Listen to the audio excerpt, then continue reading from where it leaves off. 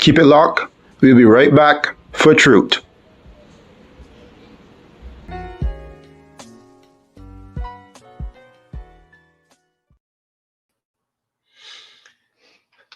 Good night, everyone. It's a hump day. We're back at it again. Well, it's the middle of the week. It's my favorite time of the week, and we're about to do this all over again.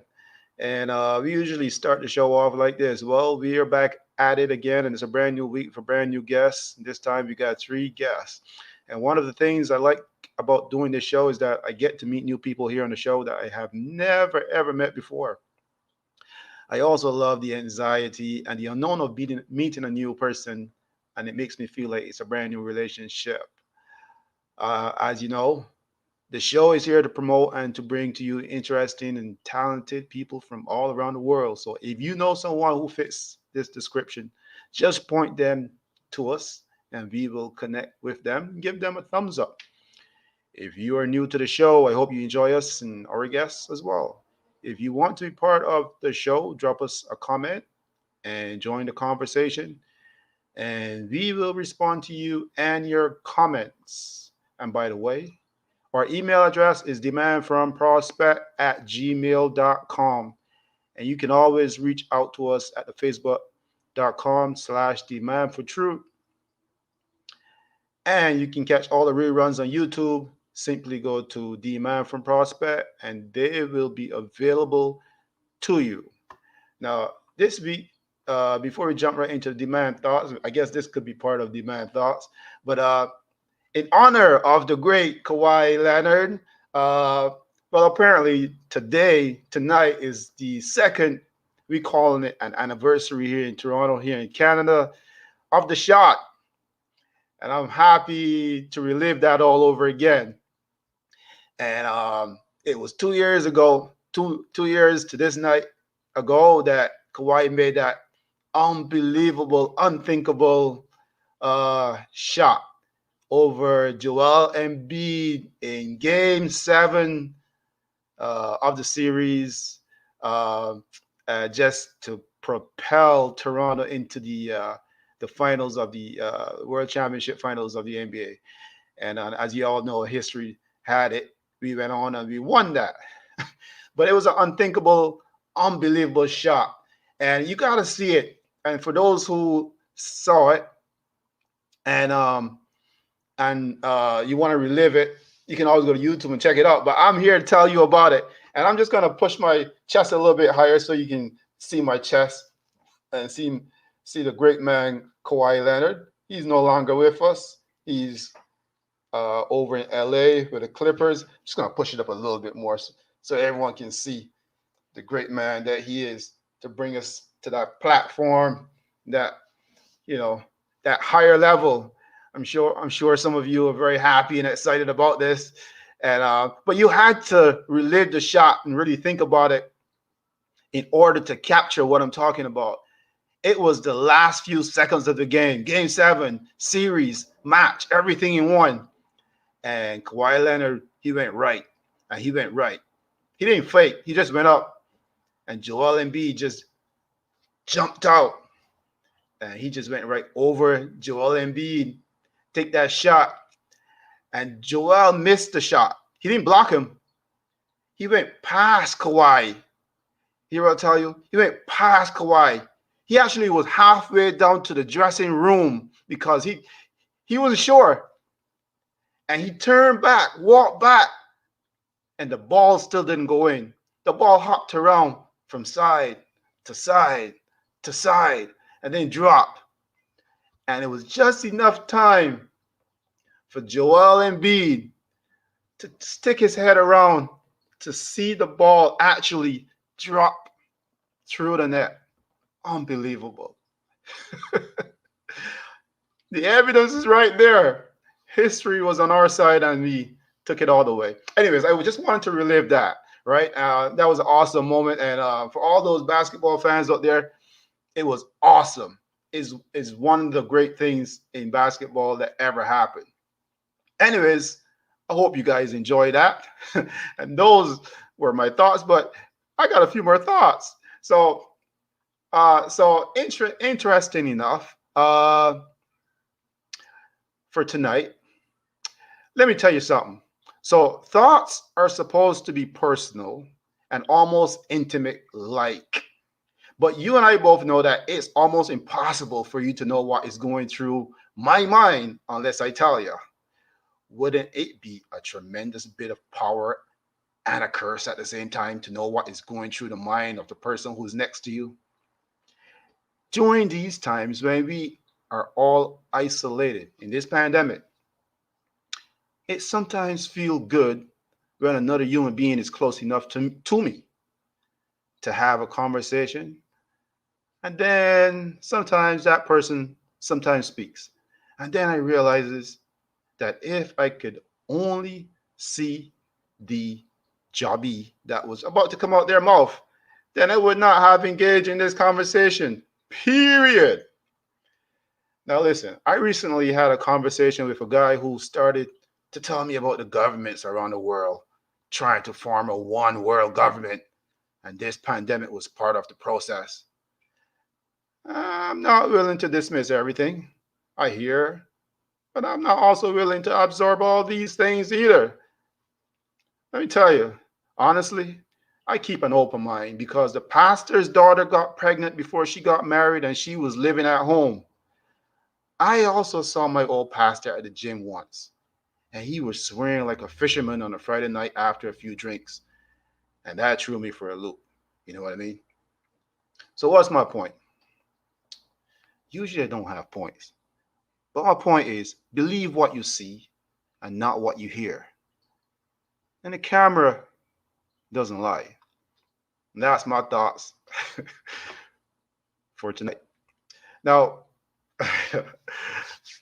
for this very special show tonight, we have a jam-packed panel, and these guys are more than qualified to tackle this topic when it comes to dealing with kids within our society and within our community. I'll introduce the panel in a second. So, first, let me introduce you to Miss Alethea Kador, and she is a registered psychotherapist here in Ontario, and she's also a mental health advocate and workplace wellness consultant. She was here on the show before, so we want to welcome her back. So, welcome back, Alethea. Hi, thanks for having me. Of course, anytime. And next, we have Mr. Anton Walcott, and he is an elementary school principal here in Ontario. And just like Alethea Kador, we have had him on the show before. So welcome back, Mr. Walcott. Thanks for having me. Of course, man. We've had you here 3 times, so I'm very happy that we can rely on you for these special topics and for these interesting topics. So yeah. Welcome back again, my brother. It's always my pleasure. That's right. And our third guest on the show tonight, who's going to spice it up a little bit. Our next guest is Miss Carrie Wilson, and she is a behavior management consultant also here in Ontario with over a decade of experience within both the public and private sector. She is a registered child and youth worker and the founder of SERF Surf, an organization centered around cognitive and behavioral strategies for young people. Carrie has been creating quite the roadmap towards positive and self-care, personal evolution, and societal reintegration. So welcome to the show, guys. Thank you. Thank you for having us. Thanks. I'm very excited to have you all on at the same time. You know, this is a bundle of experience and professionalism. Let me tell you, I'm really happy and excited to have this conversation about these kids during this pandemic. So let's start the show off like this. First of all, well, Carrie, you've never been on the show before, so I want our viewers to know a little bit about you. Just give them a little minute or two so they can be enthused by what you do. A minute or two about myself or what I do. Anything you want to do Uh, or well, say. well, I'm a mother of four handsome young Black boys, boys and men. I have twins, Wow, twins. and twin boys, yeah. 12-year-old. So I have the gamut of supporting them through this pandemic process, homeschooling and having to reiterate and all that. I've been doing this for a very long time, and I enjoy working with children and youth and families. And I definitely want to utilize my skills to help our Black families, our immigrant families coming from the islands, our Afro families coming from Africa, just immigrants, just helping them reintegrate and helping them to just relearn. And let's do this all over again for Alethea and Anton. So Alethea, you go ahead. I think you're on the same page as Carrie, but you go ahead and Thank say. you. Just want to say hi again to everybody. I am a psychotherapist, and my background is in child and youth care also. My experience goes across the developmental age span, but I worked more in the hospital based. I would work and emerge, do family intervention where I would go into the homes and work with the families and create individual plans. I taught trauma and intervention. And right now, when I currently work with adults, I'm working with people that are facing challenges, whether it be in their personal relationship or maybe at work. And they've noticed these conflicts are creating some stress for them. So we try to figure out what is causing that issue, set some goals around how to balance their work and life, and also to give them some more confidence and really focus on rebuilding their self-esteem so they can lead with confidence. Brilliant. Um, Mr. Walcott, you want to give just a slight background? You have an extensive background there, being Mr. Principal and all. Yeah, as I mentioned, I'm a principal with in Toronto. The school I work at is at a middle school. It's in the Jane Finch area. And I've been in education for about 25 years, and couldn't really see myself doing anything different. Brilliant, brilliant. So, guys, welcome to the show again. And I just want to pose this vague, very vague question out there. Um, should we be concerned about our kids during this pandemic? Any one of you can go first. Yes, I think we should always be concerned about our kids, whether it's a pandemic or not, especially with the society. Society is the way that it's going today. So definitely, yes, we should be concerned, but we shouldn't be, um, what's the word? We shouldn't be scared, and we shouldn't be putting our worries and our adult stuff onto them so that they have more stressors than they already are dealing with. Any one of you guys want to add to that, or should we just move Yeah, on? I mean, sorry, Alicia. I mean, yeah, I think that one of the things for me that you know, yes, we should be concerned about our kids. I think one of the things for me that's really come to the forefront is the fact that the the pandemic has really highlighted some of the inequities that exist within our system, within our communities, within our society, and I mean, these inequities have always been there, but the pandemic has really highlighted those things and brought them to the forefront. Alethea? Most definitely, people are facing a lot of uncertainty, whether it be through work um, stoppage and, having to stay at home for the first time, and then having a change in their schedule with having children at home. It's caused some concern. And I think what the concern is that people are really looking at themselves and their family, and they're really trying to figure out, okay, uh, what's happening with my children and their curriculum. And then the other thing is, they're looking at themselves and they're looking at how their family has been treated and how they've been treated throughout this time. And like Anton said, the inequities have always been there, but I think people are just taking the time now and they're really realizing the impact of racialization and how health, education, and also employment is impacted by race and racism. Um, so in terms of the kids, um, you think that some of those things affects, I guess, kids differently. Um, I guess, like, say for instance, racialized kids who are in a better position than some of the other kids, um, would that even affect them on a different level, or through race? Would that affect no matter what the class level is?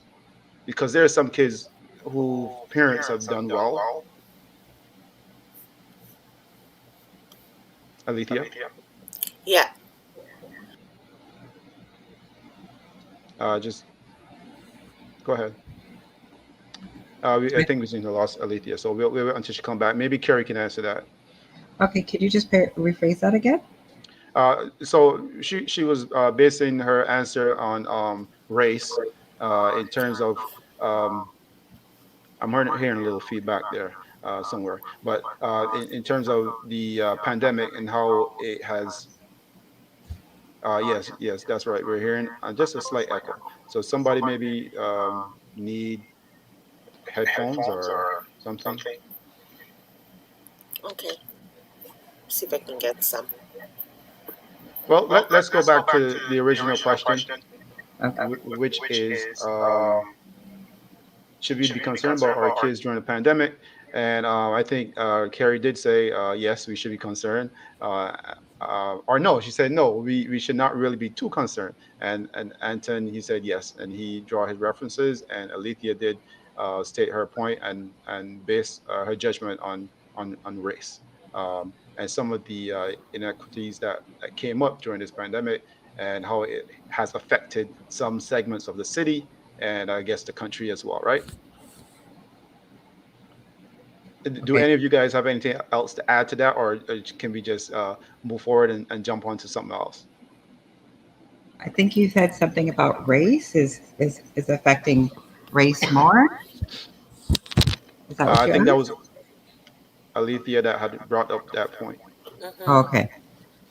Go ahead, Olivia. Yeah, and I was Oh, just right. looking at it from the impact of the inequities and the fact that when we first were informed about the pandemic, we were informed that people of color and indigenous people were at higher risk of catching COVID. And after that, we've moved on to hotspots. And when we look at the postal codes of people that are living in those hotspots, that's where the demographics have been increased in terms of race and racialized people.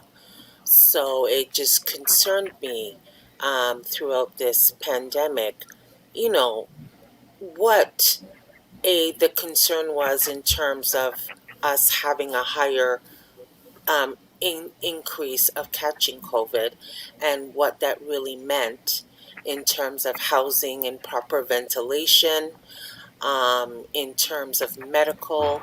Are we at risk, more increased risk because of medical issues? And then again, when we do want to go into the medical field or have some medical concerns that we want addressed, do we feel that our concerns are validated, addressed, and heard? And I think when people talk about the historical trauma that we faced in the medical profession, we're just talking about the known evidence of experiments that have been um, conducted on us and also on children. So for us, we're looking at more of a protective factor when I address race and address those concerns that we have. It's because, we haven't been treated fairly. We haven't been treated equitably when it comes to us getting our needs met. And that's where those disparities come from. Okay. Yeah, if I can just add one thing in terms of race, we know that many of the racialized groups tend to be at the bottom of the socioeconomic ladder. And this in terms of affect how there are many students, for example, that they work with who didn't have devices at home. So when we talk about switching from in-school learning to online learning, these students were obviously affected because they didn't have devices at home. And even when the board was able to provide devices for those students, some of those students didn't have access to the internet. So they had a device, but not access to the internet. Another area also in which in how these kids were affected is that many of these parents in certain jobs can't stay home to be with their children. So in certain neighborhoods, wealthy neighborhoods where parents might be able to hire a person to stay home with the kids, or they themselves might not be working because one of the spouses in that family might be making X amount of money. They can stay home and provide support for their kids in the area where I live, where I work. Well, where I live, because I live pretty close to Gin and Finch also. In the area where I work, many of these parents, the type of jobs that they have, don't allow them to be at home and provide that kind of support for their children. I see. Interesting, very interesting. But I guess in a sense, that also could be could that be like a city thing too as well? Because within cities, there's a cluster of people, and in this case here in Ontario, it's very multicultural, and I think that this is a whole wide factor when it comes to the COVID and the parents having to work and getting out there, the low paying jobs, et cetera, et cetera, et cetera. Within cities like Toronto, I guess this will happen, but unfortunately, it seems as if the racialized groups are always at the bottom for some reason. It just tells you a little bit about the structure. It tells you a little bit about how the jobs makeup are going. It tells you a little bit about when you hear persons say they're working and they're doing well, and others say they're working. They don't say they're doing well. It just tells you a little bit more. But let's kind of talk a little bit more about the kids. Let's talk about the kids and how this pandemic is affecting them. So in this case, right? Let me just look at my other screen just to refresh what we were talking about. And we have seen many cases where kids are already having serious problems before the pandemic. For your judgment, you guys are professionals on this topic. So pre-pandemic versus pandemic, are kids acting out from what you guys are seeing? You guys work with, you guys are hearing. What are you guys hearing about kids? Let's start with the principal in your case, because you got like hundreds of kids that you deal with. Are kids acting out more, or the behavior and the way how kids are used to behaving, is it different, or is it similar, the same? What is it like? Yeah, I think I obviously can only speak about my own experience, and this might not be representative of what's happening across the city. Um, I remember being on a previous show, and one of the things that I said is that I was very impressed and very proud of the fact that our kids have really stepped into the plate, and I haven't seen a lot of um, a lot of behavior that I would think is troubling. I think that previously, before the pandemic, many of our kids tend to hang around on the playground or at the front of the school. Um, During the pandemic, most of the kids go home. They really make their way home. It's always difficult to try to keep them apart. They're 6 feet apart, but being kids. But most of them have made their way home. I haven't seen a lot of issues around behavior. Part of that is because we've got within the building we've had about half of the students that we normally have. Um, but I think our kids have really stepped up to the plate, and they've really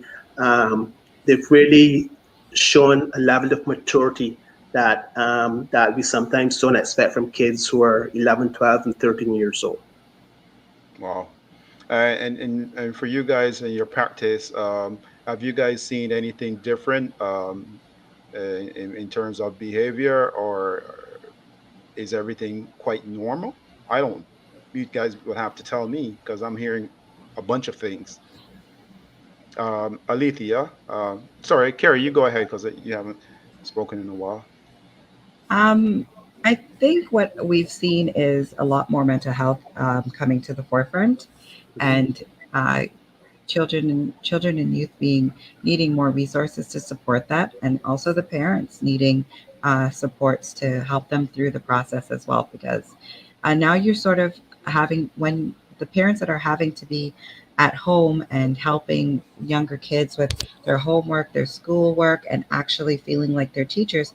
I've noticed that a lot of parents, well, some of the parents have either, gone into that and become the sort of homeschool teacher as well as, doing juggling their work, or also the other end is they've given up on it and they've sort of decided to homeschool and teach them their own way because there is no supports out there, especially when the kids are younger, like let's say grade one, grade twos, grade threes, when they're younger and they can't sit in front of a screen for 6 hours a day and sort of be taught. So just a whole gamut of things. Also too, the kids are home more, so you're using more of your electricity, you're using more of your food, you're using more of um, support, like electronics, trying to keep them, because not only are they on the electronics for school, but they also like using the electronics for play. So, and that's really the only thing that they have right now, because outside, now the weather's getting a little bit warmer, it's a little bit better, but before, when it wasn't, it was a more, cooped up kind of situation. So I think we've really some resources have stepped up, and schools have stepped up in having. Well, schools I don't necessarily think have stepped up in providing more after school support and programming and social. I always stress to them the social aspect of things, because my kids were starting grade six in a new school and not meeting anybody, and then having to go online, and these are not even the kids that they're possibly going to be in the same classroom with next year. So they have no social aspect of it. Now I have twins, so I'm a little bit more fortunate because they have each other in a way to have some of that social piece. But unfortunately, not everybody has that. Some people only have one child, or some people have multiple children, but multiple children with different levels. Plus, the parents are feeling not equipped to be teachers. Like, I didn't, I didn't sign up for this. Like, I'm not here to teach. I definitely don't even remember like geometry. It's when quite a I change, was isn't it? Yeah, so I'm seeing a lot of those struggles, a lot of those stressors, a lot of and all I could say to parents and is just be patient with yourself, and breathe and take time and understand you do the best with what you can do. And the children are very resilient, and they will pick back this. They won't lose all of what they're learned. Like, if they are not able to be sitting in front of the screen for 6 hours, and you want to teach them something different, or you want to have them doing something different, it's okay. It's okay. Well, the kids usually bounce back, but in this Yeah. case, it's very unique. And I'm just wondering, so Alethea, what's your thoughts on that? Because, like the kids are unique. They'll bounce back. They'll strive, but some things might change. What do you think? Well, I just noticed that the children are going through a roller coaster of emotions. Indeed. And we have to really look at this thing from a larger context. This is a pandemic. This is the first time, I would probably say within the last 20 years, besides HIV, that there has been something on a global scale that we need to be worried about. And prior to that, I don't think a lot of us were maybe around during the Industrial Revolution when these vaccines were, the first vaccine was actually, created on a larger scale, which was the TB and, the MMRI and all the other vaccines that have been developed over the years. Like, we weren't part of um, those developments. So for us, I can see why people might have some skepticism, and with that rises your stress. And if you had many different outlets of places that you can go to relieve your stress, people like going to the mall, people like going for a coffee, they like socializing with friends, and now all those things have been withdrawn. And if you're a person that has socialized your children to be around other people and to really find strength in that type of social interaction, then that's also been removed from them. So children are really feeling isolated, they're feeling alone, and they start looking within themselves and start questioning themselves, like, what's going on with me? How come people aren't reaching out to me? And I think this is where the parenting and the communication comes in, because this is when we start to, have those feelings of transference, and we start thinking, well, you know, how did I interact? How did I engage when I was in school? Was school good for me? Was that a positive experience, or was that a challenging experience? And through that experience and those memories, we transfer that onto our children. So if we didn't really have a good outcome when we were in school, sometimes that energy and the way that we go about things gets also transferred into the way that we parent. And I agree with what Carrie said in terms of people not having that as their strength. And then what do you do with that? And then, their experience in coming to school also is carried through that experience from their parents.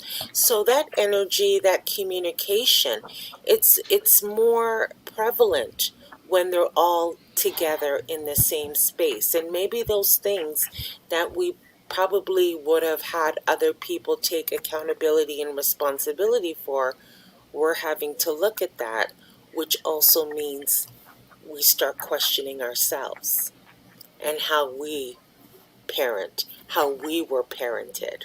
And that's the perspective that I'm seeing. And that's what people are coming in to talk to me about, is the fact that, what, there's some things that are triggering me. I'm having a lot of stress. I'm having more people in my space.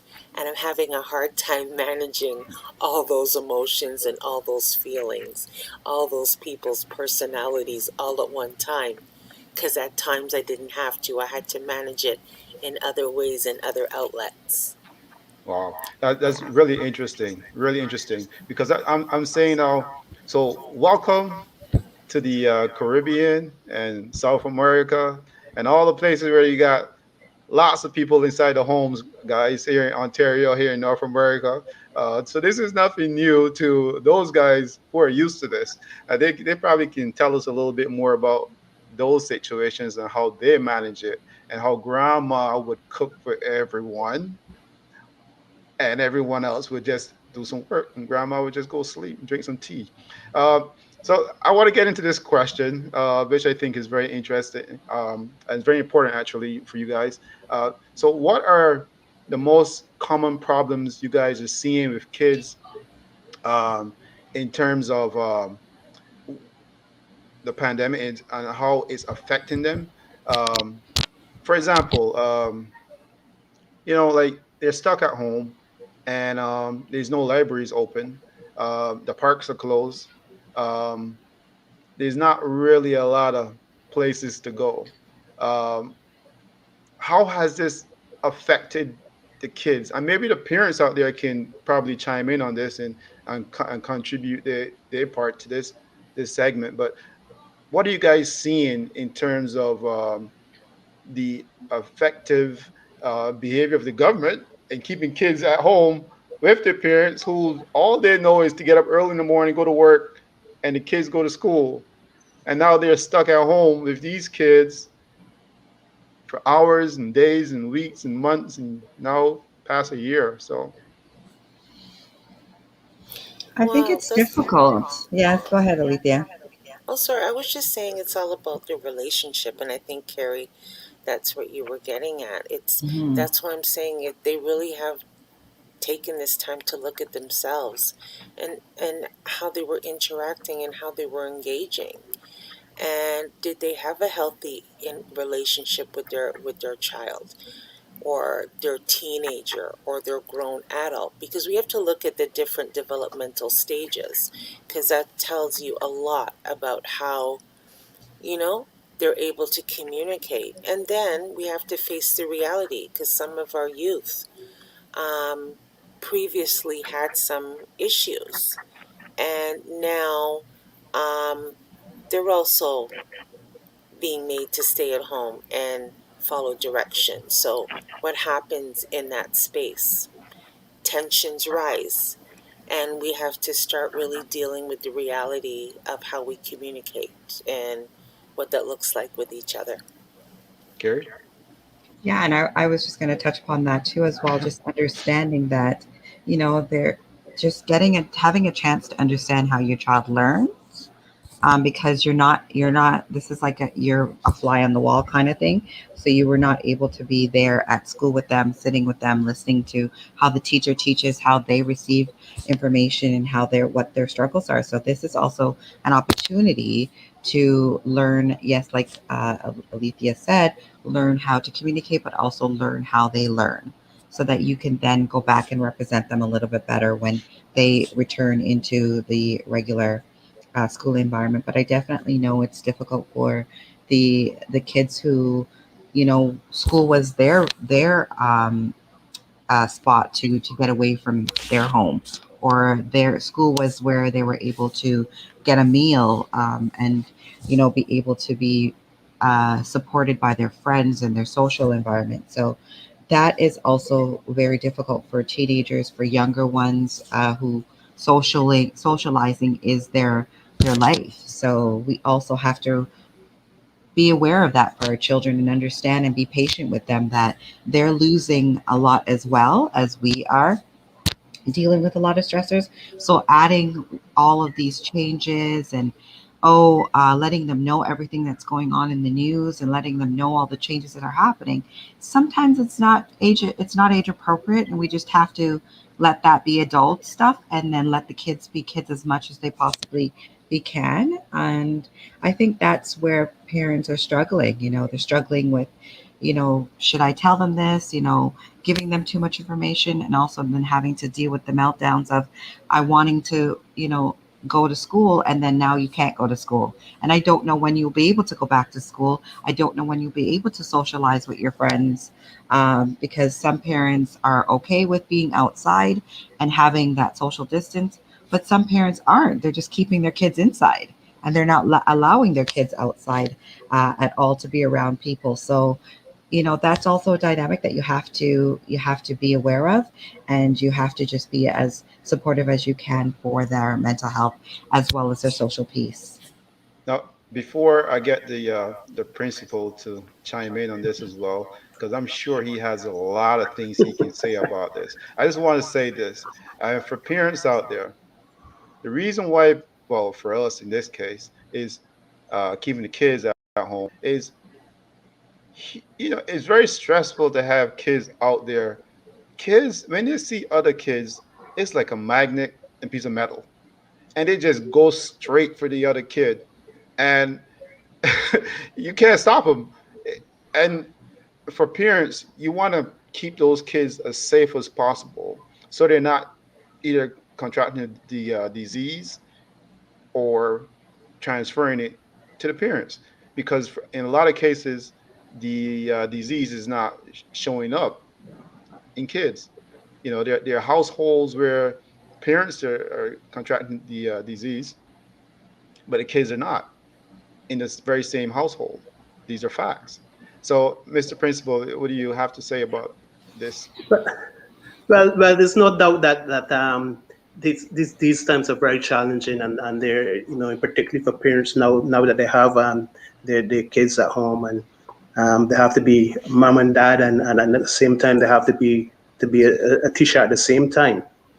However, if we could take look at it in a more positive way, um, for me, it's also I say also it's an opportunity for parents and students to and kids to kind of reconnect with each other. Right, they're spending more time together. There's an opportunity for them to engage in activities that they normally might not have been able to engage in before. Um, so it is definitely an opportunity for parents and I know this will be challenging for some parents, but it's an opportunity for some parents to kind of really be more involved in the education of the students, because they can see the screen, they can see what the teacher is doing. They might have a better understanding of what's involved in the curriculum, and they might better understand what it is that students what the child is what's expected from the child for that particular age. So that's one of the positive things. And as I mentioned before, the opportunity for parents and their children to kind of reconnect and even become closer. Pull out the board games, the Monopoly and the Scrabble and that kind of stuff, and and spend some time together doing those things so we connect and get to know each other better. This is exactly what I expected from you as a school principal. But but it's very important because there are parents who are very lazy. I'll take the heat for that from the parents. But there are parents who are very lazy. Either that or they don't have enough time, right? So I mean, there's different scenarios. But I mean, especially in these times, like parents have gotten away. There's a lot of parents who give birth, and I mean, along with the father. I'm not placing this blame on moms. So please, moms, don't hate me.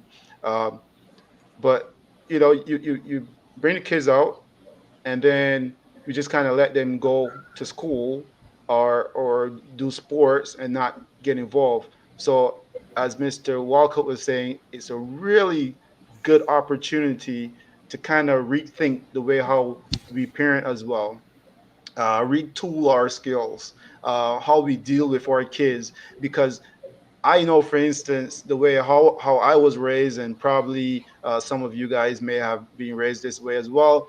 But there was something called a belt, something called licks, and it's very effective. But kids got older, we see how some kids act compared to kids who were just let to kind of roam a little bit. Um, we call it discipline, but we can call it many other things. Big up Hawk, LOL. But we had the belt, and the belt control everything. That's how we were pretty much taught, right? Do you guys see anything different here in how we can uh, like retool the way how we manage our kids, if you want to call it manage or just raise them?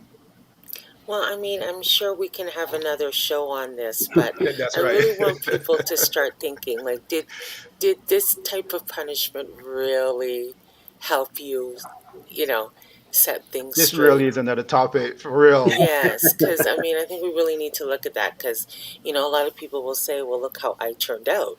But, some of us are facing some anxiety and some depression and some unresolved trauma, and we're not even looking at the root of that corporal punishment and how it psychologically affects you, because it does.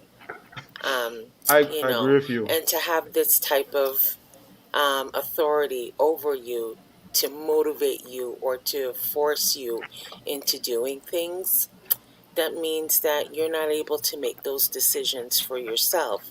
And I've seen I can only speak for women that have been involved in corporal punishment from their own parents. It causes them to have poor choices and poor decision making in the partners that they choose. So, you know, if that trauma has really impacted them in some way, then I'd really have to say that, you know, getting the belt or the strap or whatever it is that they were used, I mean, is that really something that we really need to do to keep people in line? I think if we just have that relationship that's developed and they know what those natural and logical consequences are, then they're able to have pro-social behavior. But this has to be done with role modeling.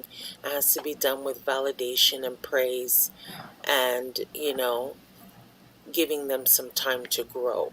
And we know that after, you know, for us that were raised in a Caribbean household or an African household where they could have been using those stricter control measures, you have to realize that your parents stopped after a certain time and they couldn't use that. They had to use communication.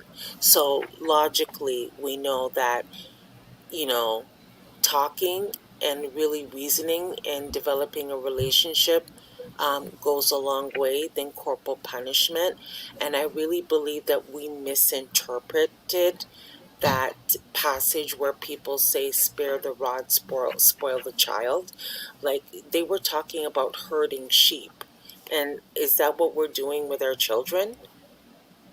No, I Okay, definitely so, you know, I just think that we really need to think logically about how, uh, what our plans are and what we want to see for our children, and then, you know, deal with them accordingly. And they're humans, they're people, they have personalities. You have to get to know them. I mean, yes, when they're younger, you might need to give more guidance, but when they get older and they're able to develop conversations and can reciprocate, then, you know, it's a different relationship altogether. And I think we really need to start paying attention to that. Because, you know, yes, I'm not saying that our parents never did that. They knew. But then there was another piece where if they just took some time to really develop that relationship, then they would get the outcome that they desired. You don't have to punish people to get a positive outcome. I like that. I like that. And the reason why I like that, I'm sorry, Mr. Principal. I know you're about to say something, and Kerry probably wants to say something as well. But before you do, I just want to say, like, is it necessary for us to be controlled or to control kids? I really had to think about that, especially in the last 12 months. You know, just kind of like seeing how things are, seeing the bundle of energy that kids have. Um, um, you know, is something that was probably that goes deeper than what we were talking about right now. So, uh, go ahead, guys. Karen, Anton. Carrie? Okay. To me, this is what I do, and this is why I started my business is helping us to unlearn and relearn, because there are things that we took from generational parenting that I call it that we don't need to keep going. We don't need the cycle to continue. And as Alethea was saying, yeah, we learn better. We learn and we do better. We do better when we know better. So once we know that our parents started to reduce that because they started to learn a little bit better. And now we're the next generation. We learn and we know better, then we have to start doing better. So I think that's where I come in to sort of help. And that's why I like to want to work with immigrant parents because, throw away what doesn't work and just revamp it. And also, if it's working, let's fine tune it and just make it better. Because definitely corporal punishment is not the only way, and it is not the most effective way of of working with our children and raising our children. And as you said, Dman, control is the word. We don't need to control anybody. Like, can anybody control you as a grown up?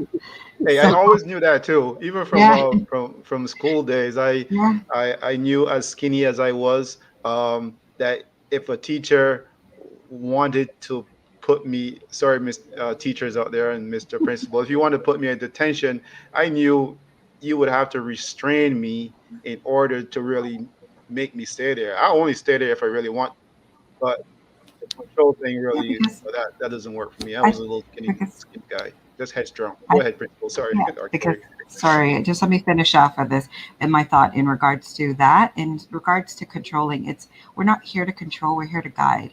We are here to guide our kids to make the best choices and be the best people that they can be. And we only have them for a short time in our lives where we're able to enforce and instill their values and their morals so that they can continue on in life and be respectful. But we have to understand that they are not ours, they're not our property, they're not our cattle.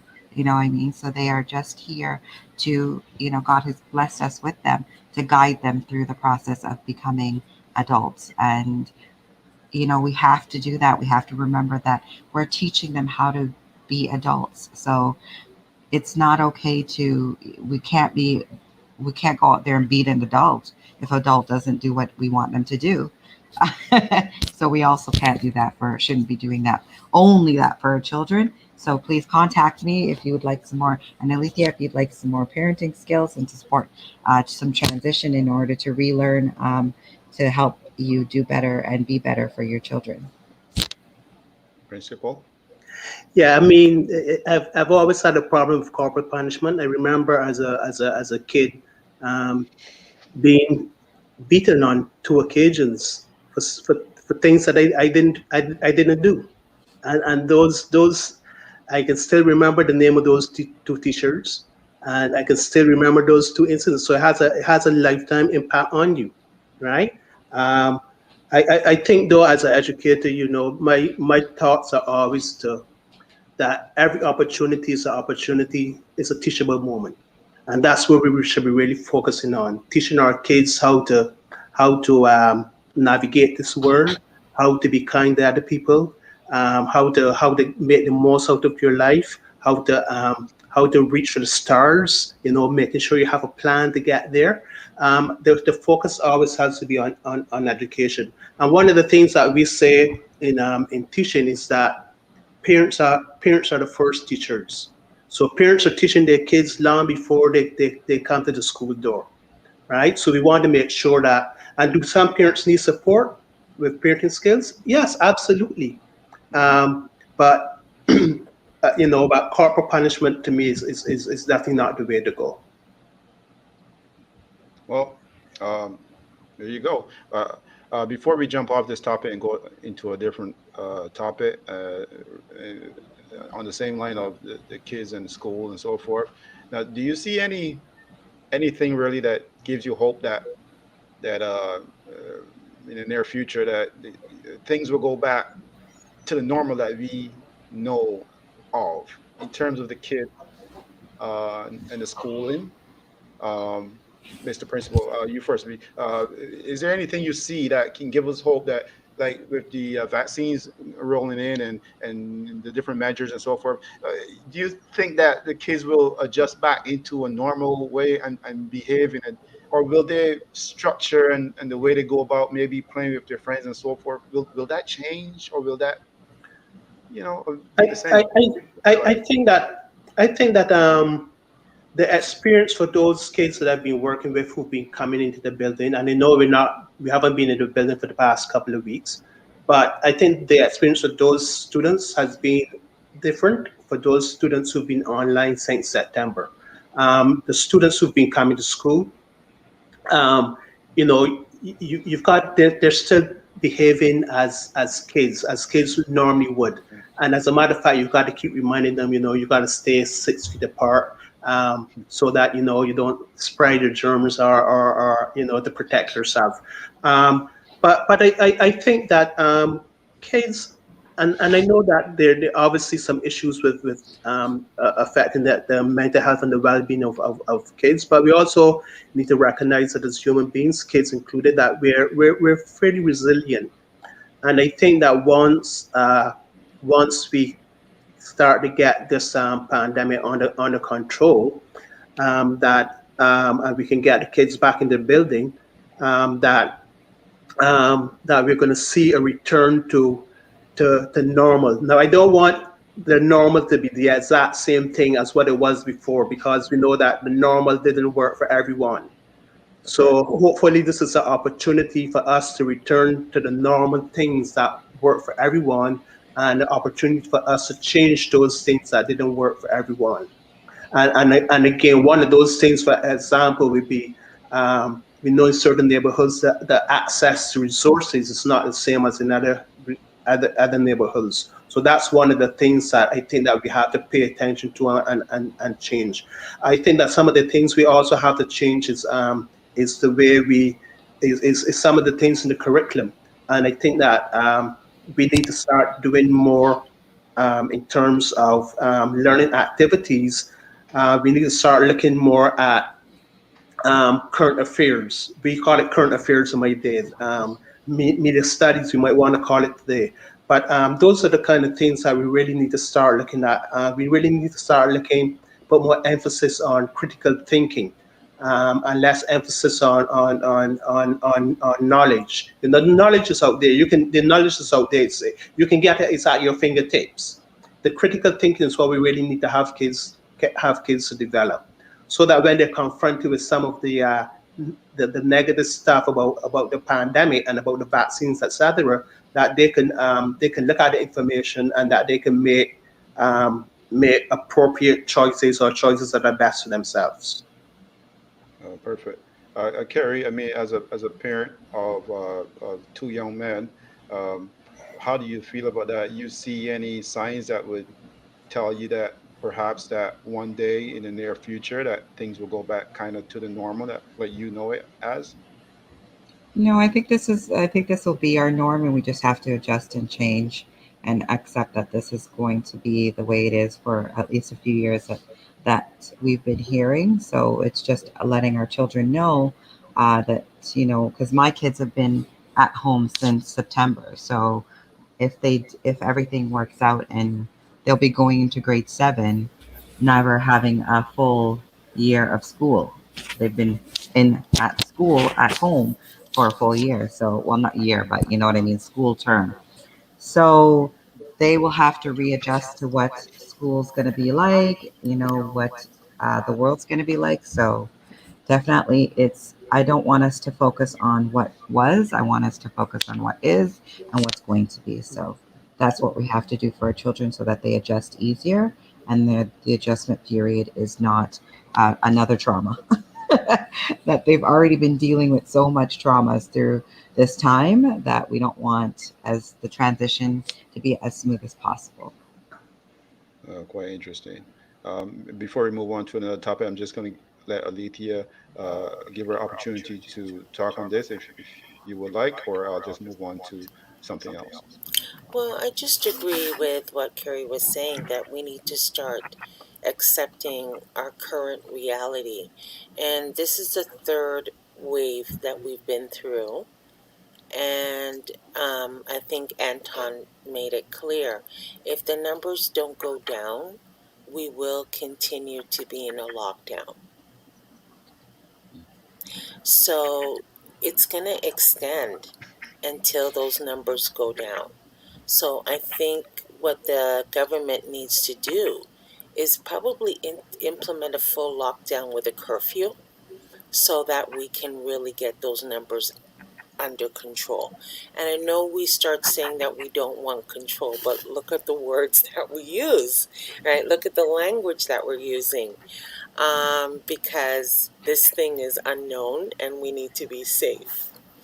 Well, So that's where I am with it right now. Every day, um, the numbers change. Every day, they keep on telling you about AstraZeneca and Pfizer and Moderna. And people are getting anxious, and they're wondering, did they make the right decision?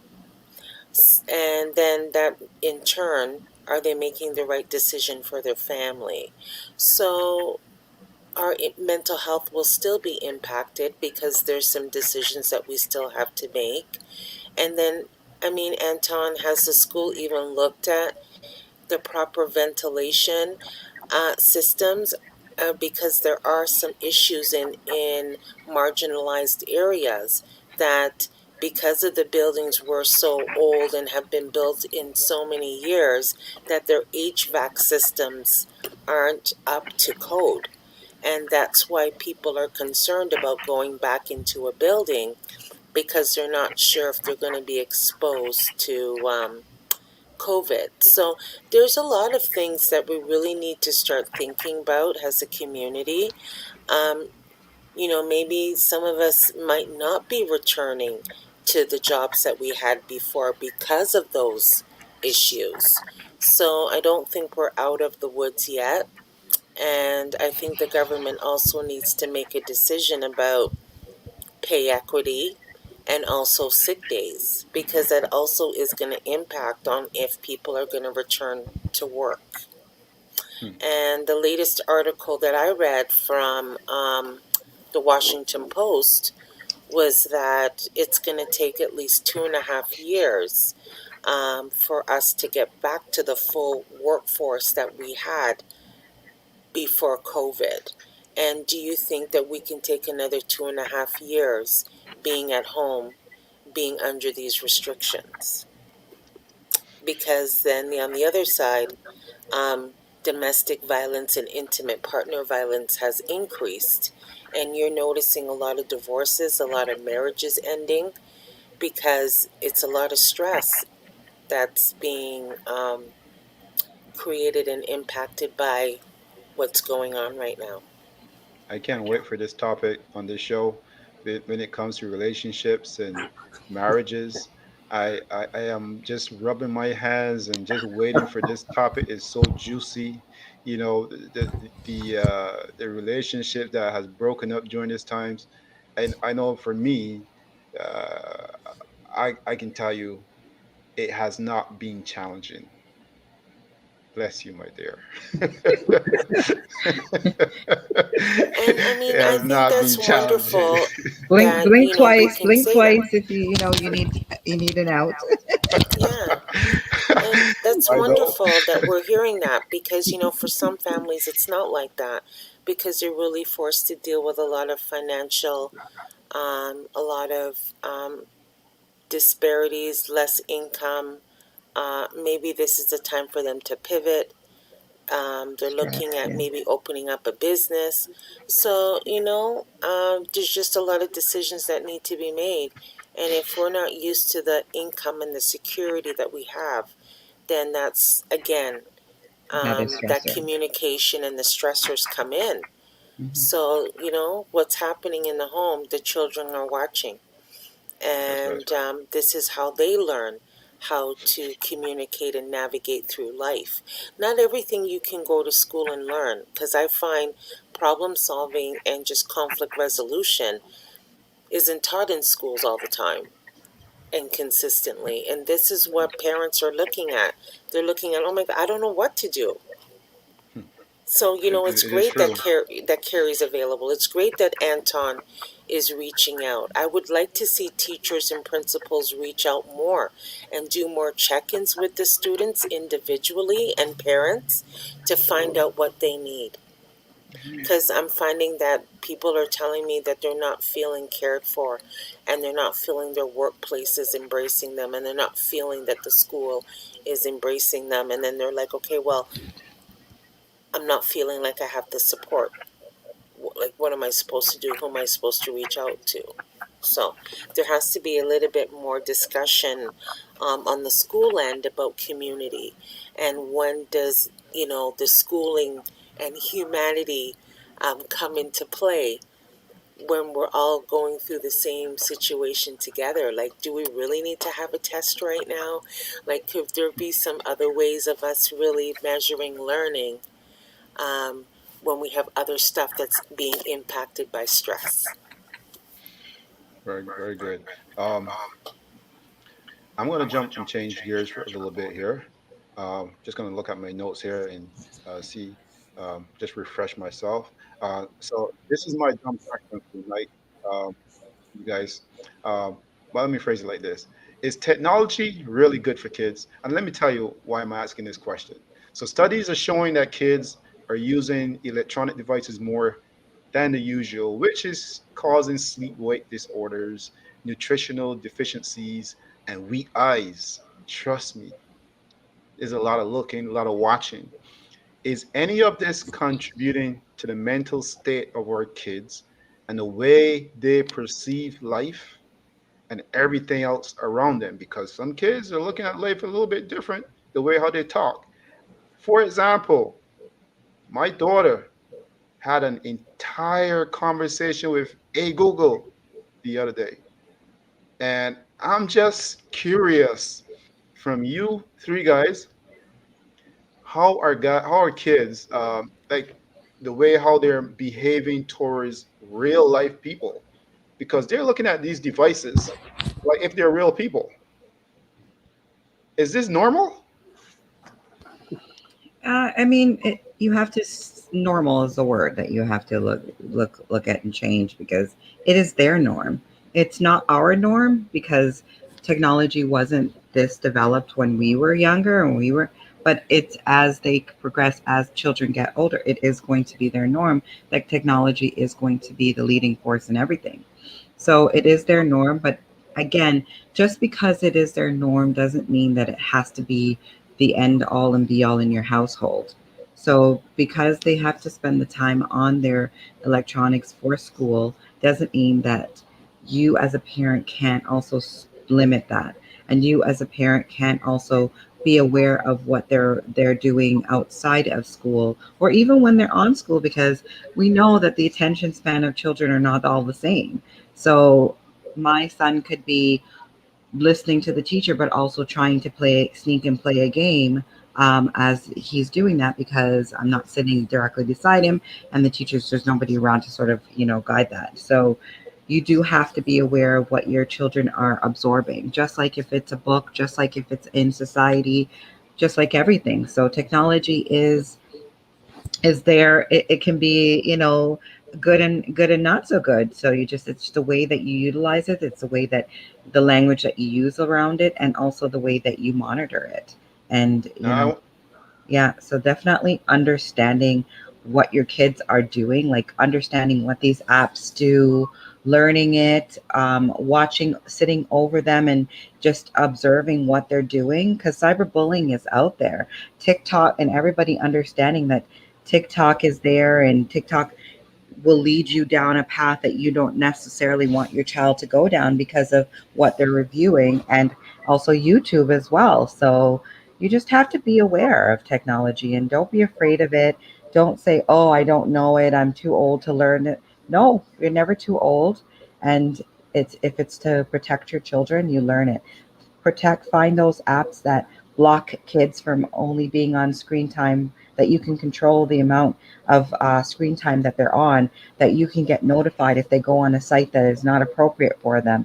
So there's ways to make this be not the enemy in the room kind of thing. So that's how I well, look at it in a sense.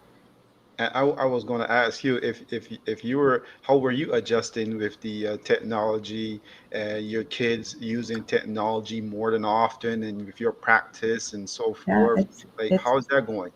it's been difficult because I was able, when they were at school, you were able to monitor the technology and say, like, during the week, they didn't have access to technology because they had homework and stuff to do. But because they're doing all of their stuff on technology, it's really hard to balance it. So it's finding a balance that is, shutting it down at a certain time, limiting what they do during the week with it. So it's finding ways. And for me too, I've now have to, revamp my whole business and do things online instead of being out in person. So it's also me dealing with that and finding different ways for my own self. So learning technology, new different ways of doing things for my own self. So it's been a learning curve for all of us in a sense. And But like, I don't go into anything on a negative light. I go into it with, challenges, and coming up with resource and support and systems in order to help, and having to change it. If this doesn't work, then I look at something else and just keep going, and just making it the best that it could be for the situation that I'm dealing with at the time. And I do that for my children as well, and also for my clients. Is we just go with the flow, and do what we can with what we have, and learn from it. Interesting, interesting. And I mean, it's similar when you have older adults, and I say adults from 19 and up in the home.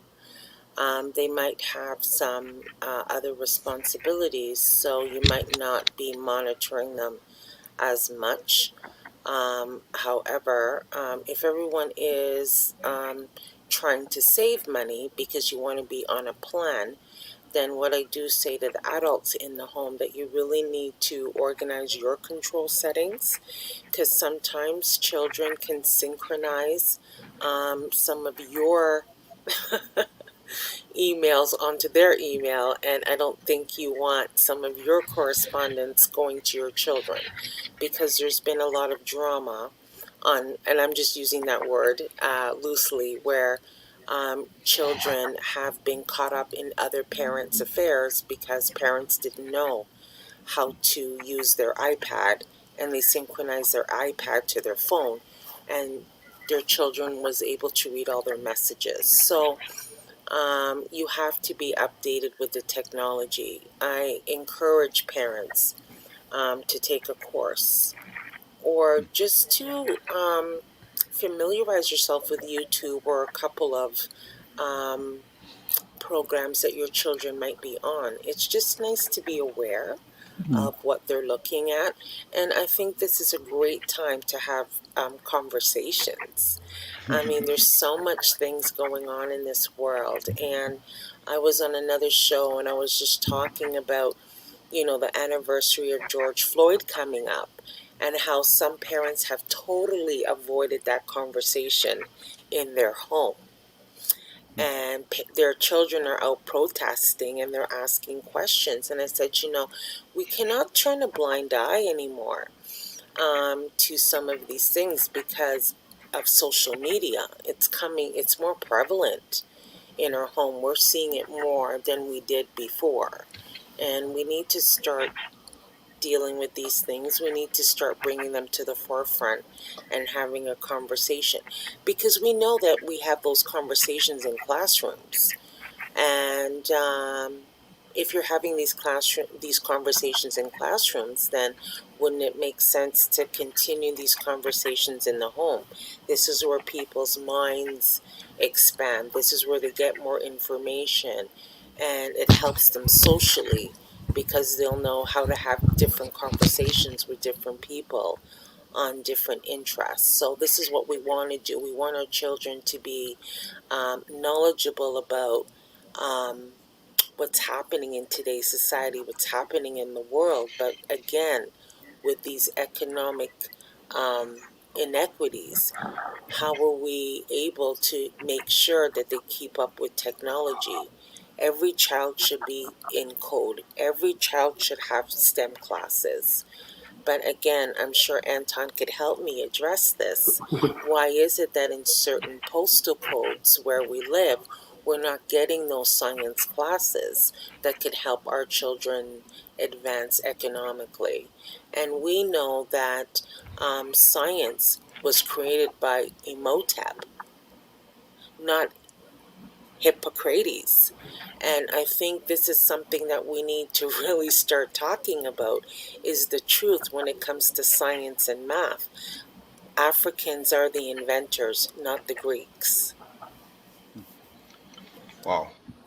Uh, for guys who are willing to expand and explore history a little bit deeper, I encourage you to reach out to Miss Alethea Cador, uh, and she can obviously engage in a lot more topics like these.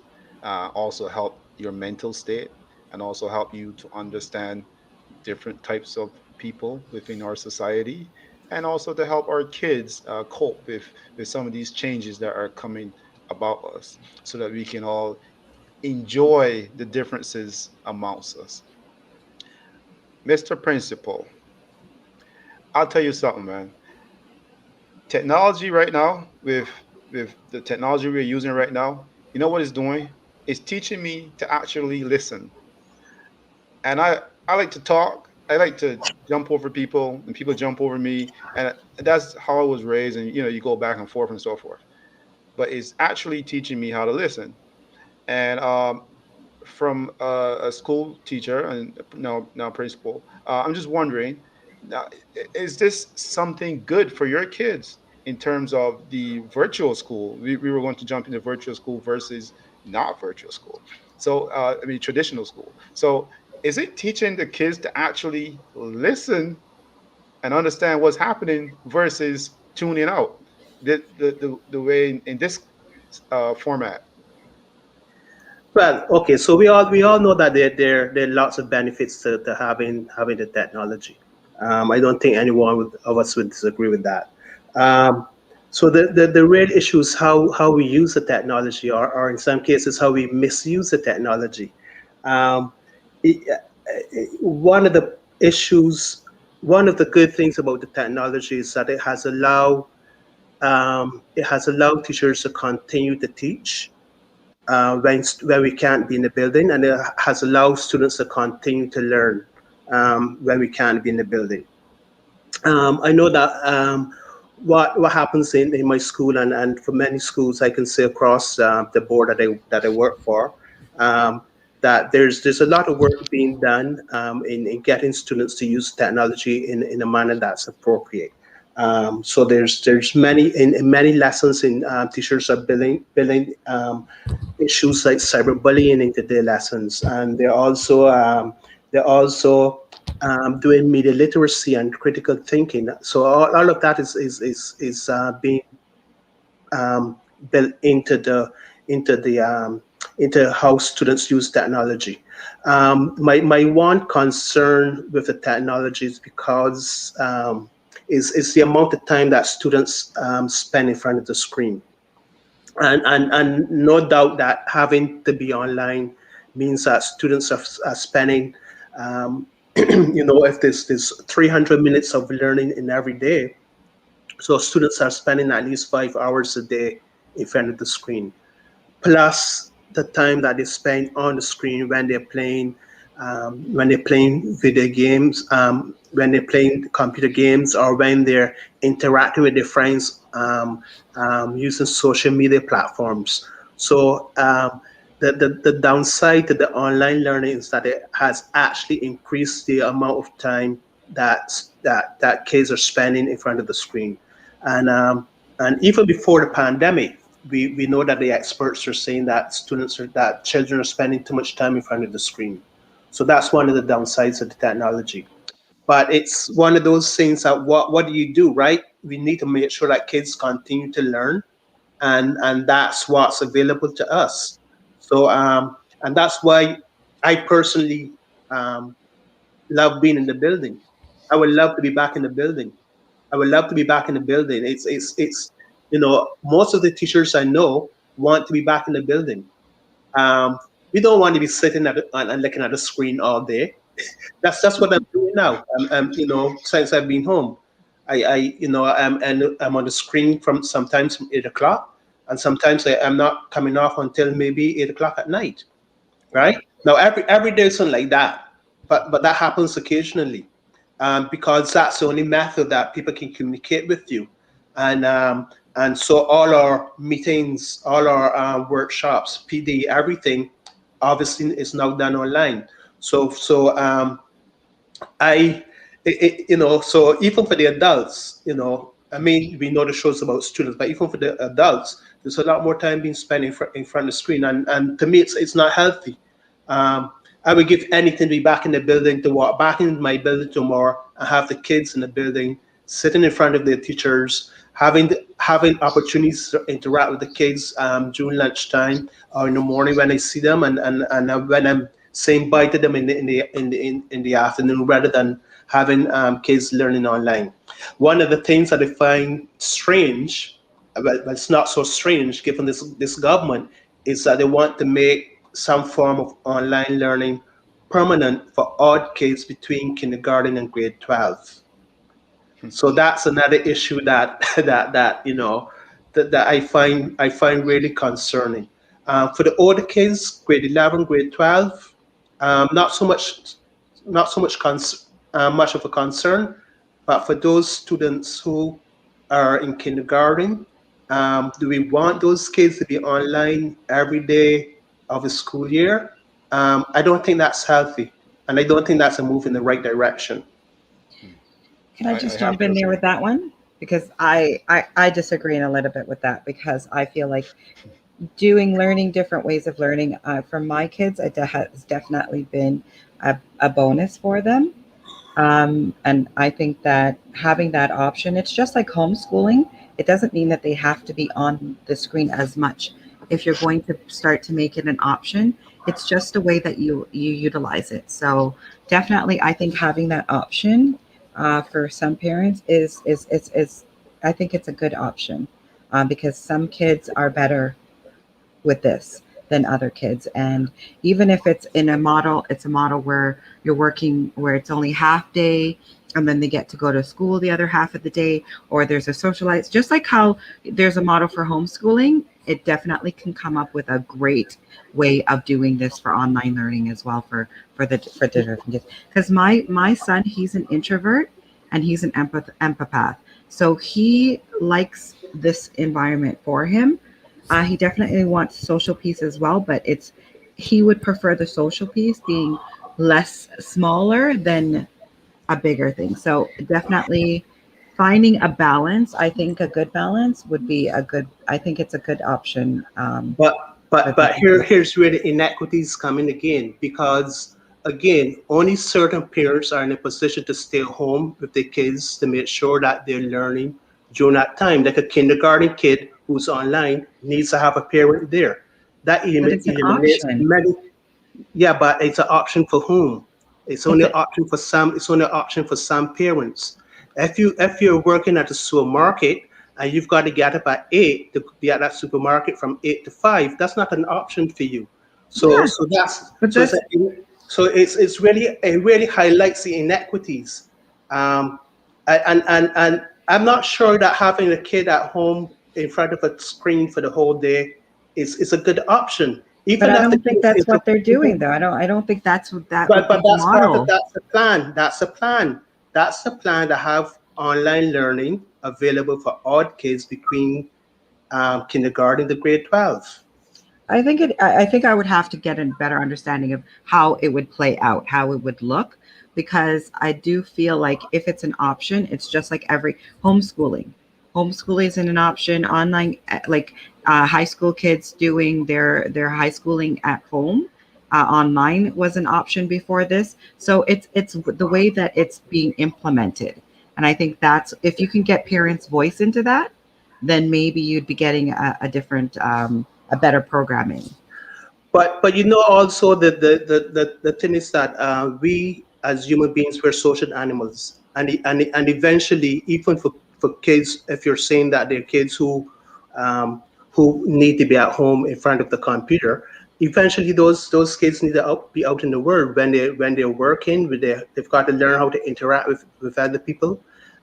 Schools, being in a school building, provides that opportunity. Sitting in front of a screen doesn't provide that opportunity. I think you're forgetting again. There's more than learning than just the academics. Where's the homeschooling people who've done homeschooling all their life? And homeschooling, they don't have the social piece. They create the social piece. I've seen kids who've come back from homeschooling who've had a really difficult time adjusting to being around other kids. But that's again the child, knowing the child. It's not necessarily the outer pieces. It's knowing the child and how the child best learns. So that's why I say having the parent's voice when you are deciding or making these decisions to have a homeschooling or to have an online course being a part of it would be a great option as well. just having some parents on that committee so that their input could be utilized as well. Because there are some, like I said, there are some kids that, yes, the social piece is important, but it's not as important to them as, learning and wanting to do things differently and having a different way of doing things, learning. I want to jump in here, guys. I know one of our viewers, Hawk, asked what about exams, and I'm sure in homeschooling there are ways of doing that. For Yeah. example, my daughter has been homeschooled for over 12 months right now. I would like to add that she's doing really well, but she's also very, from what we've noticed from very early, very talented, um, gifted child. We kind of pick up on that from early. Um, Her mom is also, but those are skills that not every kid possesses. One of the things that I wanted to add to that question earlier was I was kind of afraid that kids would get used to this way of doing things or going about it, and for some kids they would enjoy it, of course, but is it effective enough in terms of the social aspect when it comes to kids? Because the physicality of outdoor. Some kids do not like outdoors, but is this the direction that we're actually going in? Because, for example, around us we are seeing so many different changes. It's fair play for everyone. For example, I don't want to touch on this right now, but for example, we've seen the movements, especially with um, what do you identify as, and the same thing for the kids at home in terms of how do they go about the education system. Do they rely on the technology and stay at home, and then the jobs come to them, or the entrepreneurship comes to them and they work from home, and that's well, is this the new norm in terms of for the next several years? Will things go back to the old system? Maybe Alethea, maybe you can chime in a little bit on this, um, but it's quite unique. Well, I'm seeing both perspectives and that people want a choice. I'm hearing a lot about the hybrid classroom, which means couple days online, couple days in class. We have to realize that we've had 60 to 70 years of being conditioned, of sitting in a desk, looking at a blackboard or the whiteboard, right? And actually learning something. When we have already have studies that say that people learn in many different ways, right? Through kinetics or music or movement or many different ways, not just sitting in a desk. So if this is the new technology, in terms of children learning through computerized or AI education, then we're just getting them prepared for the future. I remember when I used to type on a typewriter, and then we moved to computers. So, I mean, we need to progress, and we need our children to progress, and that's just the reality for the times that we're living in. And in terms of the reality of what that's going to look like, I mean, hey, most of us that are in college or university and taking those classes, most of us did our courses online because we were working, and just going to class just wasn't feasible for us. So we have to have different ways of learning. Um, and then I'm just looking at the long term. What if there are no more manufacturing jobs or large warehouse jobs because they can't afford people to be sick and to be off for long periods of time? We're going to have to be working from home. And the new graduates this year, that's what they're getting exposed to. They didn't do any internships. They did everything online, and now they're looking for work at home jobs. So I would really like to hear their experience of what it's been like for them transitioning and having to finish school, and now all the jobs that they can get are work from home. Because people are not going to take the risk of going into a warehouse or going into an office if there's a possibility of them getting sick. And I'm sure you watched the news last night.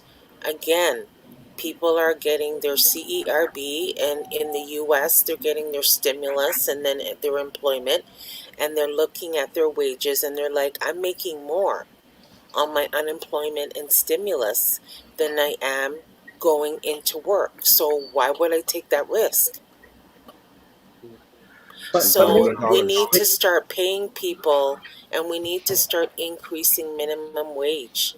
I mean, you want people to be loyal, you want people to be dedicated and return to work, then you need to start paying people for what they're worth.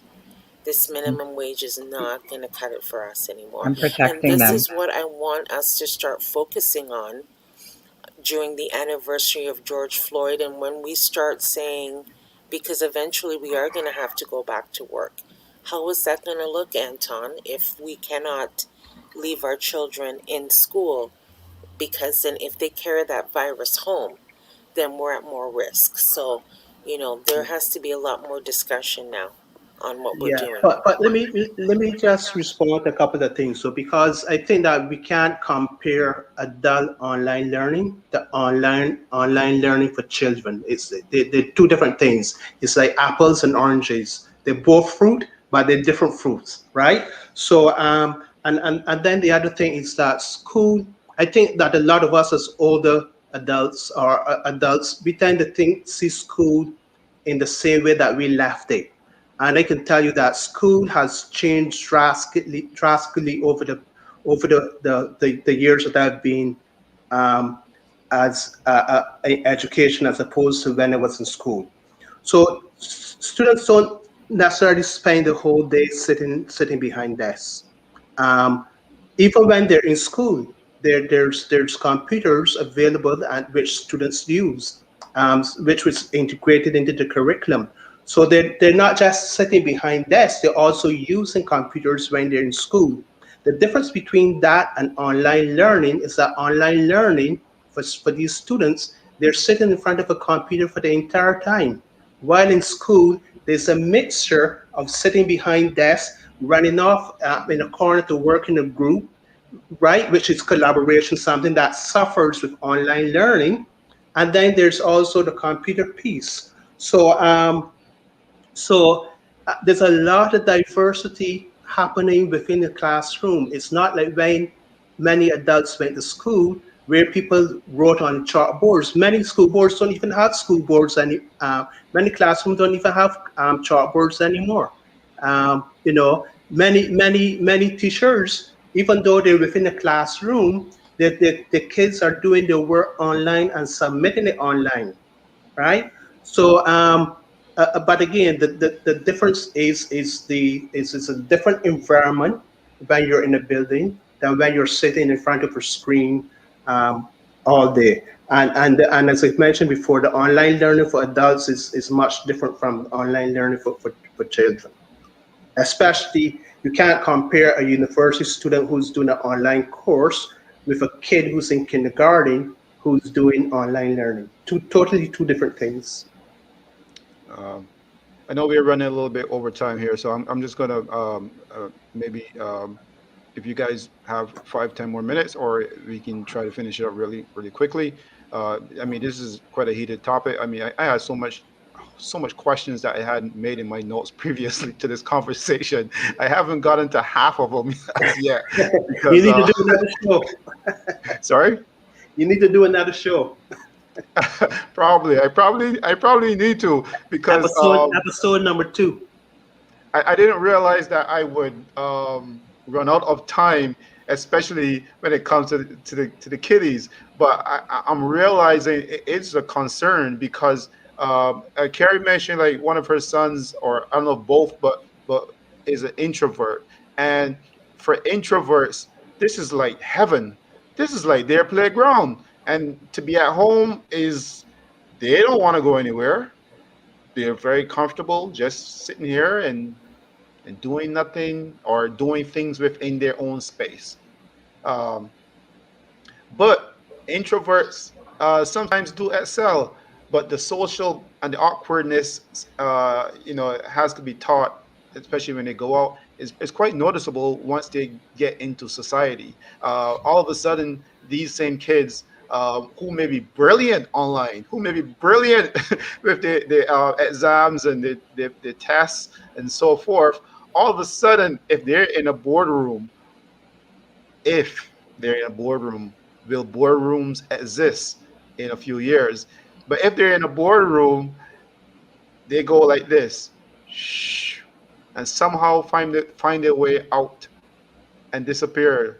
And with other kids, they tend to shy away, not engage. And I, I'm wondering, is all of this healthy for our kids? Especially as Alethea mentioned earlier, coming up to the anniversary of the death of George Floyd. Have we passed it? Um, the images that the kids are seeing, the media, the news, we're seeing more very negative behavior we're seeing online.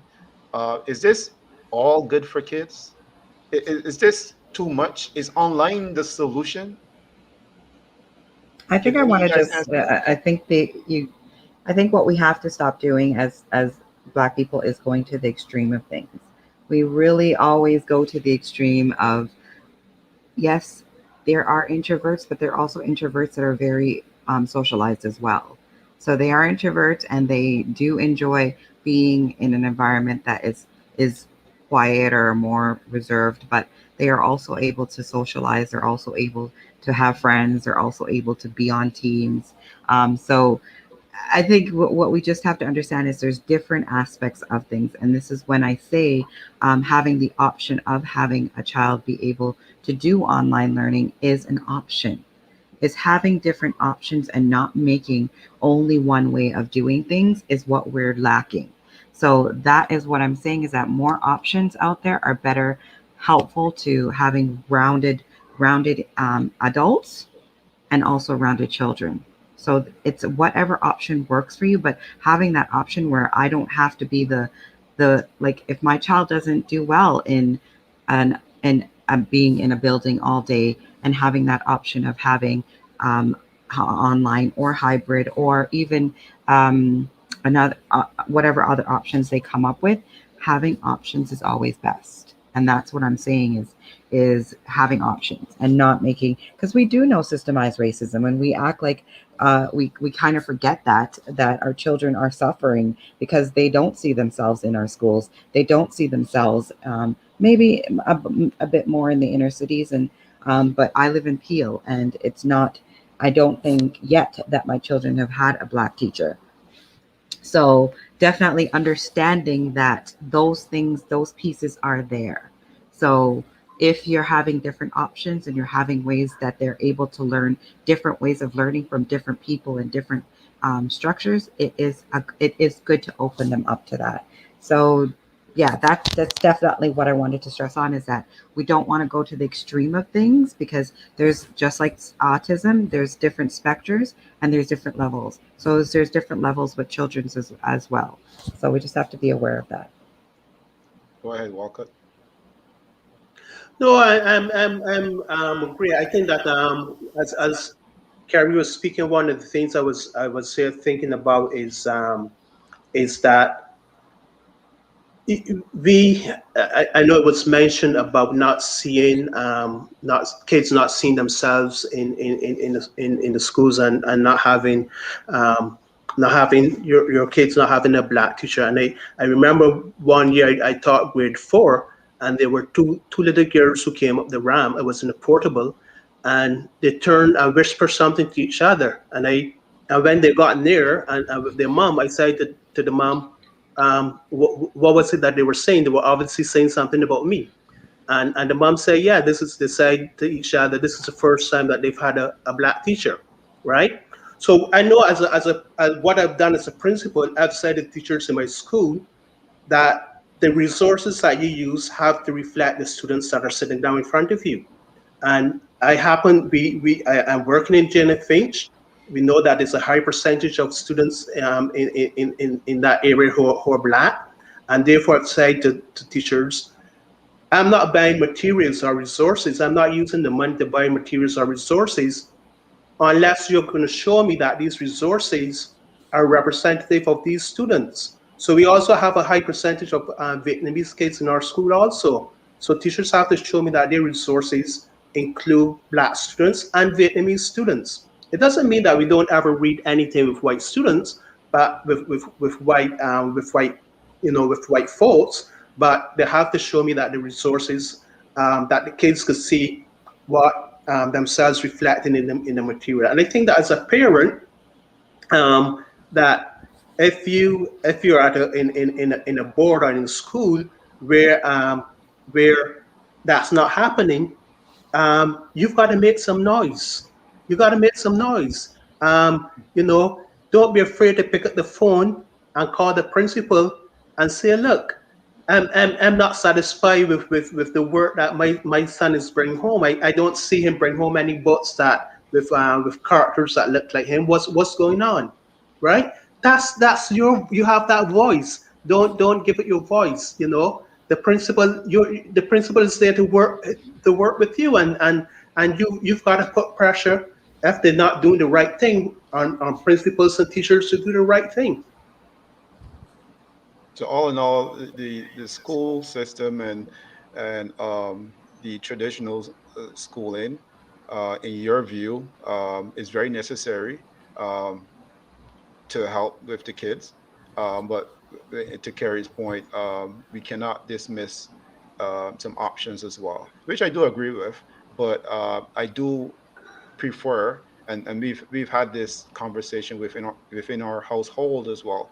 I do prefer traditional school, but I also love the options, and I love what do you call it, tutoring and those types of teaching methods.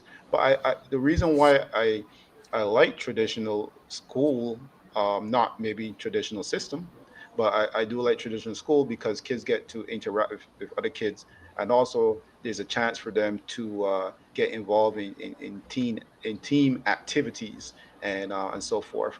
Learn about each other face to face is usually sometimes the only way you can really interact properly with uh, with people is actually being right beside them and knowing them. I know for one, I can sit behind a computer, and I'll tell you, I can be very interactive uh, behind a computer, um, even more than I am normally. Um, so I like both sides of the coin. Um, Again, we don't have a lot of time. I know the show's only booked for until 10 o'clock, and I can go on and on, but I know we all got things to do. So I want to stick to the schedule. I'll give you guys some last words on this topic. Um, uh, Also, I'll like our director to make sure we include the handles for these guys, so that people can know who they are and how you can get in contact with these guys. These guys are always available. These guys are professionals within the industry and what they do. Very experienced people, as you can tell from my lovely beard. Um, I didn't dye this beard white just to look like I'm experienced.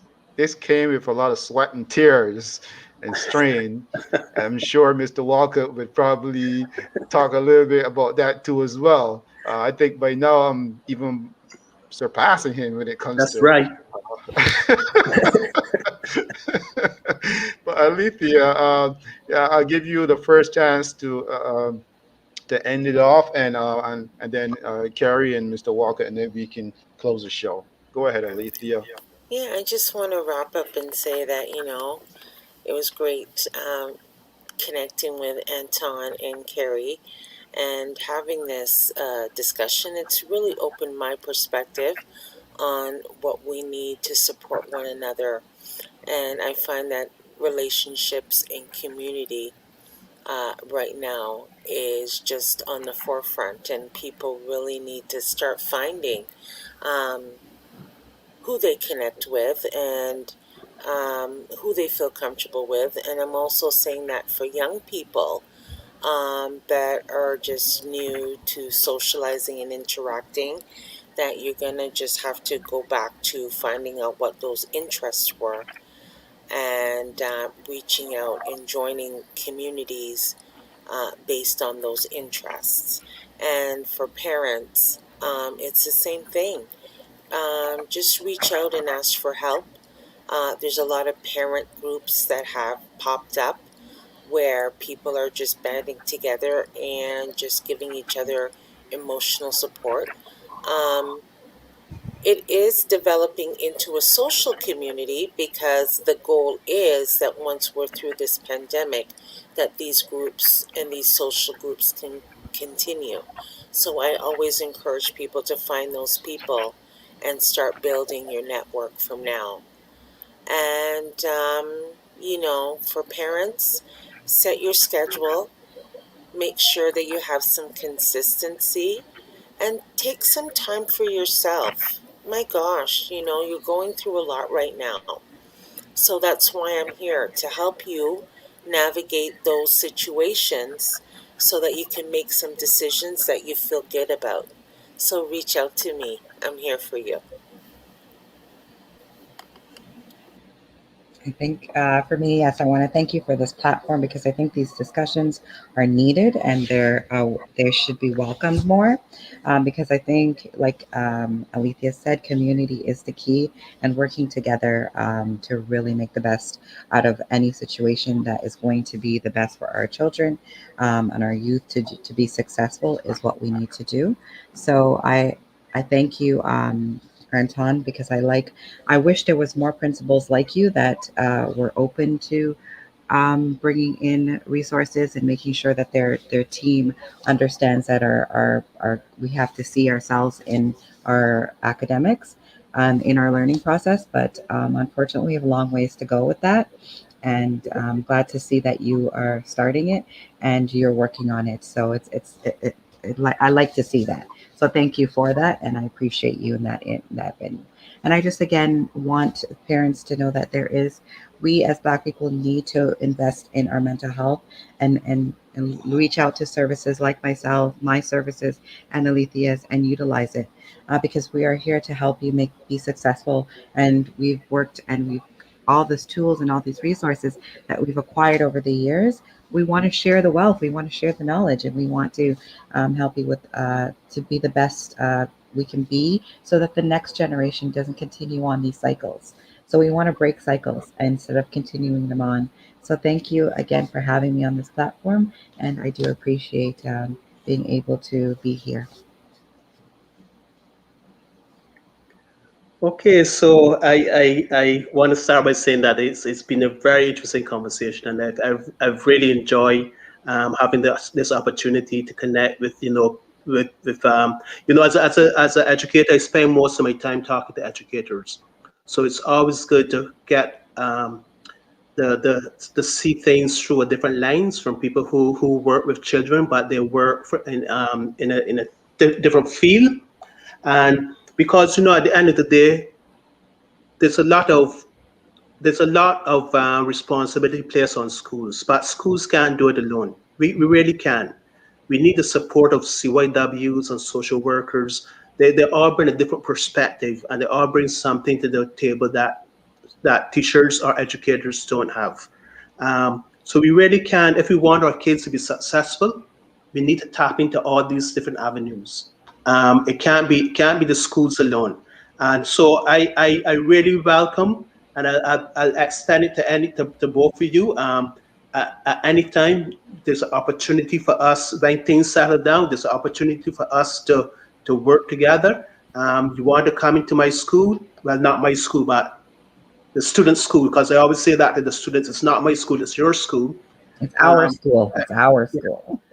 and anytime you want to come in and connect with students and do something in classes, I'm very sincere about this. Please don't hesitate to give me a call.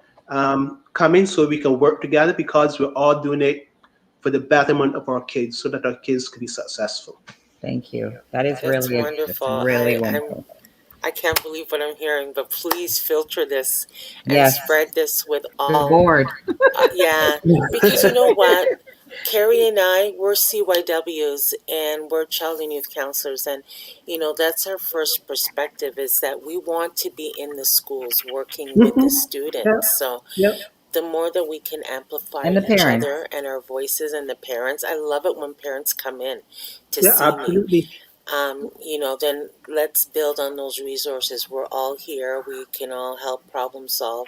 And we like to wrap around our Yes. youth with the support. That's our culture, actually, Mhm. is the restorative justice circle. Even though it's an indigenous principle, we are indigenous to our community too.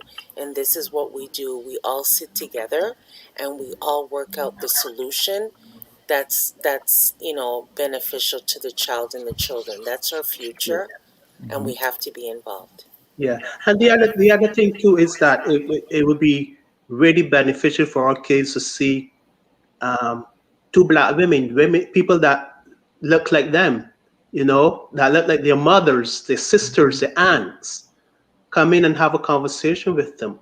Yeah. I think that sometimes, we bring CYWs, we bring people from sick kids in, and very often they don't look like the kids. Very often there's not that connection. And I Mhm. think that making that connection with the kids is very important. So Very. for, to see two black women come in and give and connect with them and help support what we're doing within the school will be beneficial also for the kids. And I know it's also too. I know where they come from. Like I said, I lived in Jane Finch. I went to Oakdale. I worked with Oakdale. Yeah, So I yeah, have it's understanding where they're coming from yeah, is always a good look. yeah. Beautiful, very beautiful. And I like this connectivity. I like to see this because from in more ways than one. I guess if we all came to the same type of system, we tend to see the same things Mm. through the same lenses. And I'm very happy and delighted that you guys have made that connection in terms of identifying what's necessary for these kids and what's necessary for the communities in terms of the kids seeing a bigger, brighter, broader future. A lot of times the kids see others as either imposing or maybe it's us against them. Even for cops of color coming into the schools and working with the kids to realize, look, we're here to protect and serve. We're here for the community. It's not us against them.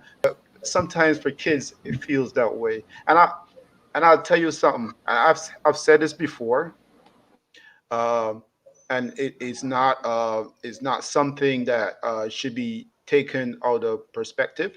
I mean, out of context. It should not be something that should be used as a negative statement that I'm going to say. But last year, and my daughter, she's a 7-year-old kid.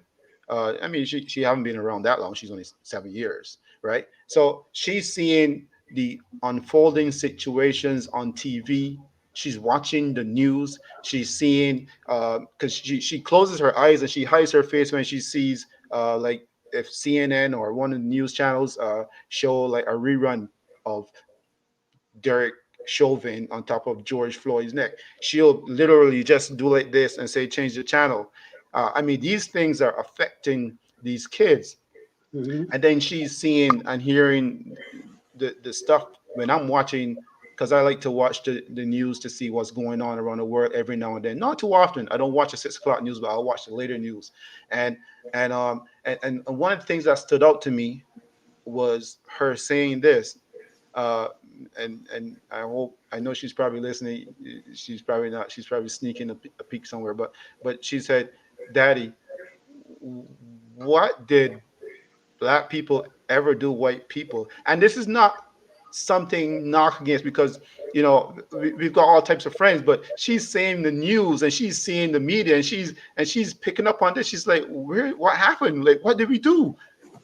And these images are really affecting these kids. And I really hope that for you guys who are professionals, you can be able to help persons that need your help, be able to help and identify and maybe sort them out and present a solution in cases like this. Again, guys, look, I want to thank you guys for doing this. It's been a pleasure.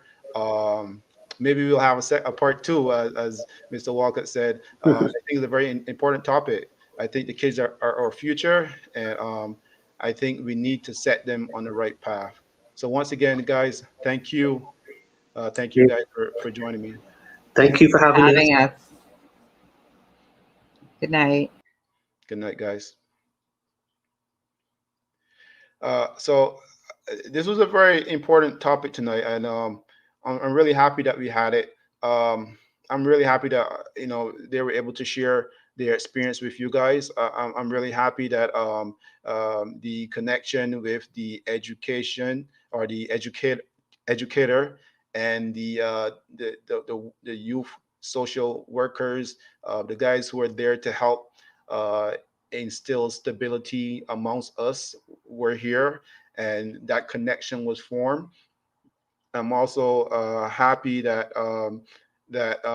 it was a positive. I think there was some differences within the topics, which is always expected. Minds don't always agree, but somehow if we can come to a similar conclusion, it's always helpful. The point is that we'll have two sides of the coins, and somehow we can draw a line in the sand somewhere and come up with a solution to help with something that's positive. That being said, it was a great show. I really enjoyed it, and I really hope that you guys out there have picked up something from it. On that note, next week's show, I don't know if Nadia, if you have that promo for next week's show ready to go, because we got a very funny man coming on the show next week, and I'm really excited also to have him to sit down with him and discuss his plans, his future, and some of the stuff that he got going on. He got some really tough things going on, and it's really exciting, man. But I'm really happy about next week's show, and I hope you guys can join me next week, because it's going to be awesome. I can't wait. And to be honest with you, it's in line with my funny bone. So on that note, I can't wait until next week. So until then, good night.